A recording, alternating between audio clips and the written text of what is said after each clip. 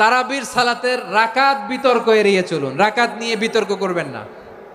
8 রাকাত 20 রাকাত নিয়ে যে মারামারি এই দেশে, এটা শয়তানের ফন্দি। চিল্লায় বলেন এটা কার ফন্দি? আমরা 20 রাকাত পড়ি, আপনারা হয়তো 8 রাকাত পড়েন, কোনো অসুবিধা নাই। আমরা যারা 20 রাকাত আমরা পড়তেছি, আমরা 20 রাকাতের কথাই বলি, 20 রাকাত আমরা পড়বো আজীবন।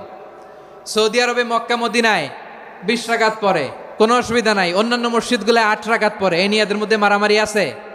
হ্যাঁ, এই জন্য রাকাত বিতর্ক এড়িয়ে চলবেন। প্রিয় ভাইয়েরা, আপনার আমল আল্লাহর কাছে কবুল হবে সংখ্যার বিচারে না উত্তমতার বিচারে? বলেন তো, সংখ্যার বিচারে না উত্তমতার বিচারে?